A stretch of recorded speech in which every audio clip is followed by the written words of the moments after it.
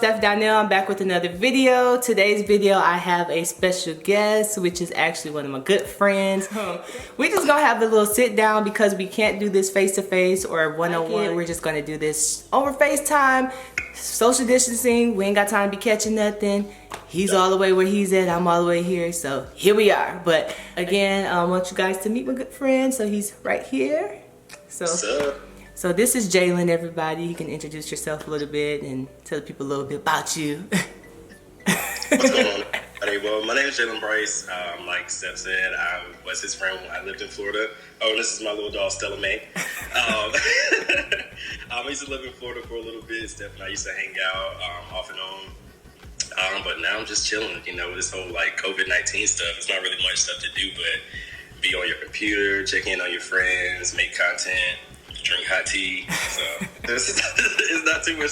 So we were actually conversing, you guys, the other day, and we were just talking about like life things. We always have like real in-depth conversations. You would think we're like two 40-plus-year-olds that be sitting up here having real life conversations about everything under the sun. That I actually wanted to just do a video talking about the things that people have a hard time having conversations about, such as when you get to your adulthood, what has made you into the person you are today? Who has made you into the person you are today? Because it's based on, like, I feel like your upbringing as a child. So we have two different experiences, so we want to kind of give both of our different experiences. I kind of want to touch on that, but, you know, talk about your experience, you know, growing up in a household as an only child, and how being in your adulthood, even with this COVID-19 going on, how social distancing is something that you're kind of used to, but not used to. Yeah, definitely. I'm glad you said that, because it's just like, for me growing up, like my family was very like somewhat family oriented when it came down to it. So of course in my household it was just my mom, my dad, and myself. Right. I have an older half brother, but he's about 11 or 12 years older than me. So it's just like we never got a chance to like really grow up together or like even see one another in retrospect. So just growing up, it was kind of like I had to learn from experience. I had cousins that were like closer in age, or I would hang out with them, and grandmas and different things like that. So they were kind of like siblings to me growing up. But it's just like once you see them get in trouble, it's kind of like, okay, I'm not going to do that because I know my parents would give me the same way type situation. So it's just like learning from what you see based off of how my cousins used to get whippings from my grandma. I never got one from my grandma. So it's like with being an only child too, because that requires a lot of talking to yourself. And as an only child, you are your best friend. So it's kind of like nothing's changed. Like I've been social distancing all my life. Yeah, I've had friends. Yeah, I've had close family members and different things like that. But it's still like I'm cool with being alone. Like I can be on my laptop 24/7. Work. I love YouTube videos. I like to work out. So it's just like I like being in my own bubble, in my own space as well. So social distancing isn't really an issue for me. Like my dad is actually only child on his mom's side, but he has all brothers on his dad's side.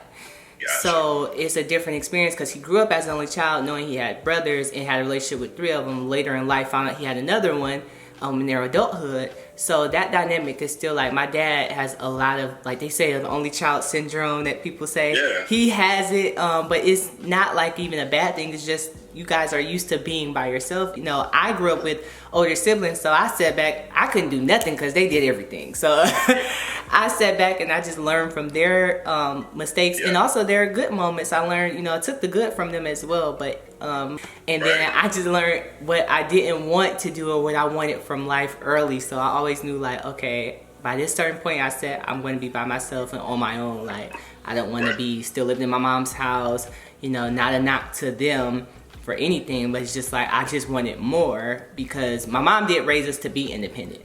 So we kind of were close-knit family, but she raised us all to be independent and not depend on anybody or anything. So when it came time for me to be of a particular age, in my mind, it wasn't an option, but for me to, you know, go hard. And this social distancing, I'm used to it too because people know I'm a homebody. I like to go out when I want to. Not all the time, not all the time, not when I have to, but I like sitting in the confinements of my home. Like my home is like my place of peace. It's like you said, I can sit and watch YouTube all day. You know, I can sing around the house and don't worry about nobody hear me hit the wrong note and stuff. You know, I ain't gonna get in trouble like back in the day, Maddie Mouse Clark style, you know. We said we have conversations like 40-year-old men, like it's just like conversations, like our mindsets are generated to kind of be old school, and just like we look at things more old school, and like our friendships and our relationships are more old school and different things like that. Like we value those things where it's like courtship and different things like that. Like we value like the little things, honestly. Yeah. I didn't realize that until the older I got, and just like with that, it also comes from just protecting my peace and like just allowing people who I want in my space. Like positivity is the only thing that I want now. Just happiness at all times. If you're not giving me that, then it's like, what else can I do? And that goes for family, friends, or anybody. And learning that along the way, like it's just, I didn't realize like that's what I needed, or that's what my parents were instilling in me, to just like know who you are and to know what you want around you now. Like I'm very grateful for that upbringing. Like the only child, I feel like just me being the only child, they had more time to kind of like just put into me, just like kind of understanding and just being like, hey, this is what, not so much this is what we want you to believe in, but this is what we believe in. This is what we see. This is the example that we want to set for you. It's up to you to take on that example, but if you do, that'll be great, because you'll be a great citizen type situation. Right. And they kind of did, like they let me, it wasn't like they instilled things in my brain, like you have to do this, you have to do this, you have to do this. It was kind of like, this is what the world is. This is how we deal with the world. It's up to you to kind of make your own mistakes, up to you to make your own opinions and different things like that. But these are the opinions that we have formed together as a unit. And having conversations like we're having now with my parents. So it's just like we became best friends in a way, or like closer. I kind of don't like saying that parents are best friends, because that's... Right, because if kids watch this, your parents are not your friends. Let's be clear. Your parents. Are your parents, period. Because they will still knock you out. Hello, listen. Because with me, like my mom grew up, she has all her siblings. My mom's the only girl, she has all brothers. My mom too.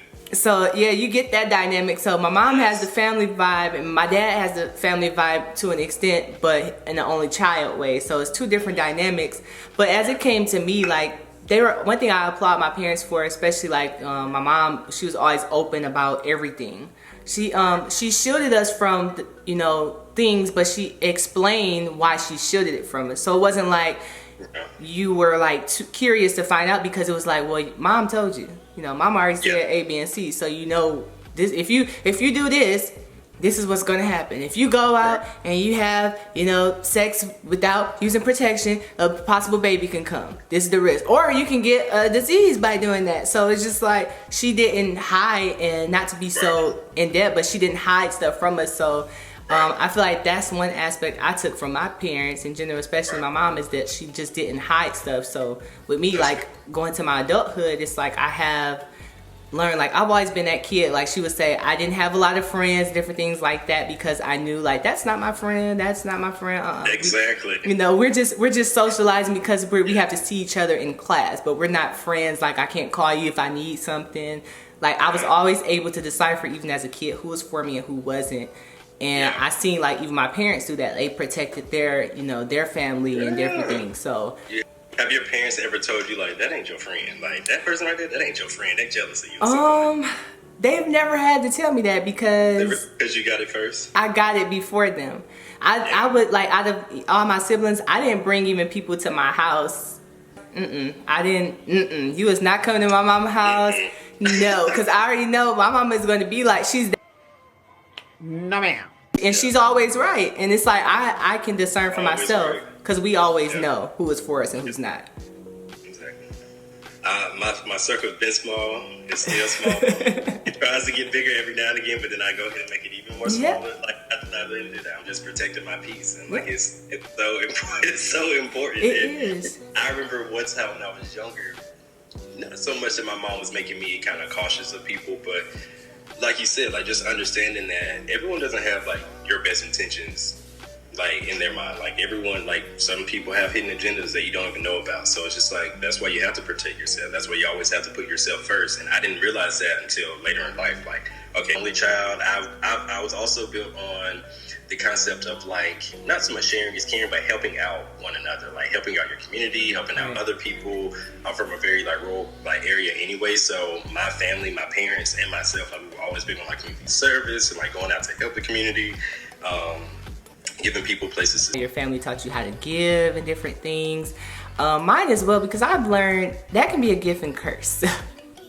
Because I feel like when you have a good heart and when you're a giver, like people take advantage of that, and people don't appreciate the things that were instilled in you. Like, and then the moment you stop giving, you stop doing A, B, and C, you're now the bad guy.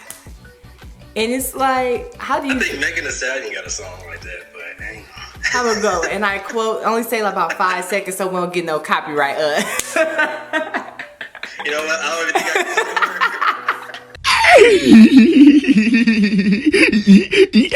can. But no, I agree. Like, I just feel like, you know, you give so much to people in general. It's like, and they take advantage of that. And that's one thing that when it goes to like your adulthood that I learned, which is, I've always learned to guard my heart. That's why I didn't have a lot of friends. Always can tell like energy, because I'm an observer. I go in the room and I just sit back. I may not say much. I'm very quiet to myself, but I'm observing the room, looking like, oh, I know our person. Do I fit in? Am I supposed to be here? Where like you're trying to figure out like your piece of the puzzle. Because some people just come in there just like, hey, this is me. Look at me, and it's just kind of like and people immediately gravitate towards that personality, and they take advantage of those people quicker than the person that sits back and observes. Like, hey, I'm good. I'm good. It's like, and I always say, and I kind of, which is a bad reference, but it's a movie called The Boy in Bright Pajamas, and it was kind of like a Nazi movie type situation. You remember that? Yes. And how the boy kept wanting to see that his friend or whatever like that. Then he finally went into the gas chamber, and then they both died. They both died. You really have to be observant, ask questions, see what's up before you go in a situation willy-nilly, because you might end up like the boy in striped pajamas. Yeah.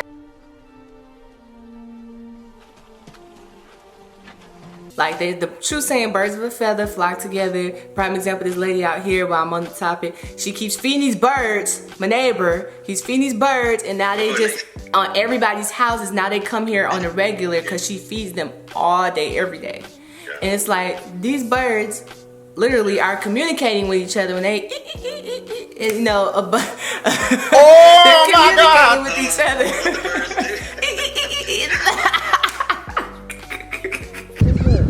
Unacceptable. She does this every single day. I'm just hoping one just grabs her and just takes her right in that water. Oh my God. Because she won't stop feeding them. And it's like, what is causing them to come back is because she's giving them something that is really technically not even good for them, because they have other means of survival, but you're giving them something that's not good for them. Because you're just like, oh, they need me. Oh, they need me. These are my friends. These birds need to be. No. They are not your friends. They are not your friends. Like, and to compare the and contrast the two is the same scenario. It's like you're feeding these people and this is my friend, I'm doing ABC, and then you're looking back and it's like, what are these birds giving back to you? They're always coming when you have your hand out, but when are they ever there when you actually need something? Come on, analogy. You know, so.